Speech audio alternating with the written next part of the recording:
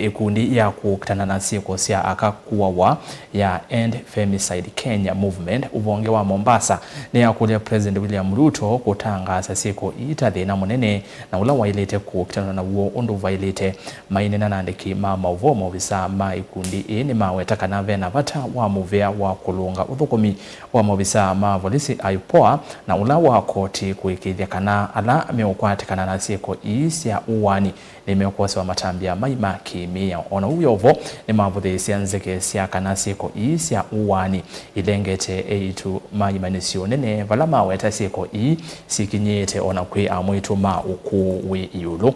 Angelina Mose nilivota witu kuma Mombasa.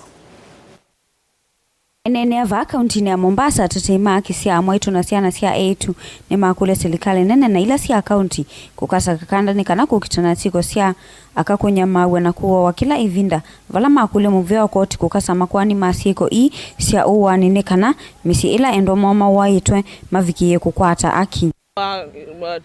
Kuna mambo mengi ambayo ilikuwa tunataka yafanyike. Kwa mfano ilikuwa tunataka kama ni kwenye area ya polisi wakuwe wanaweza zile evidence wanazihandle in a way that it will not let the perpetrator get away with violence or murder. Na jambo lingine pia January ilikuwa tumesema pia tunataka president aseme ya kuwa femicide ni a matter of national national disaster. Manake wanawake wengi walikuwa wameshaaga dunia by the time January ilikuwa imefika. By the time ilikuwa tunaenda kwenye streets ilikuwa ni wanawake kama wa 11 walikuwa wameshaaga dunia January peke yake 27. So ilikuwa tumeshachoka kabisa, tukaambia president tunataka ikuwe declared national disaster.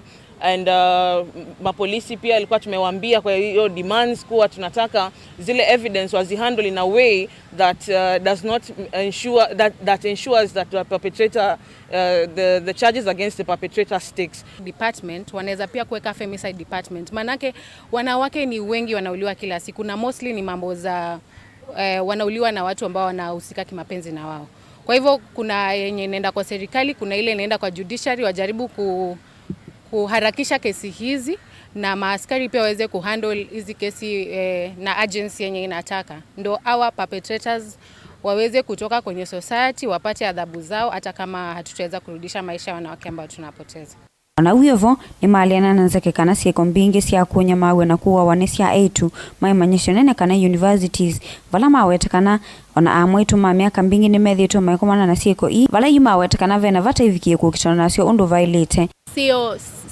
Si janga lenye linaathiri wanafunzi ama wanawake wadogo kama vile nimeulizwa. Nadhani janga la femicide lina affect paka yule mwanamke aliyoko kwenye ndoa. Juzi tumepata habari kwamba kuna mwanamke wa miaka 24 ameuliwa na bwanake wa miaka 26, alafu na huyo bwana pia akaproceed pia kumuua mtoto wao mdogo. Kwa hivyo hatutasema kwamba huyu mwanamke alipatikana kwenye Airbnb ama alipatikana mahali kwenye guest kwamba amejipeleka kwa tamaa zake, kwa sababu napenda kusema kwamba kila mtu, hata mimi nikiwepo mmoja wao, kila mtu anakuanga na tamaa ya ku make it in life, tamaa ya kutafuta pesa. Kwa hivyo sidhani kama hili ni janga lenye tunafaa kuwaekelea wanafunzi wa university, kwa sababu masuala haya yanamwathiri mtu yoyote yule. Kuna wengine wanaathiriwa hata manyumbani kwao. Kavida nikau ni mwana ne kulea kwa ni okwo ni kuingiva kwa siko iva la maweta kana vena vata wa NNV kuthutho ne kana kumanya undu matonya kukitana na siko isione.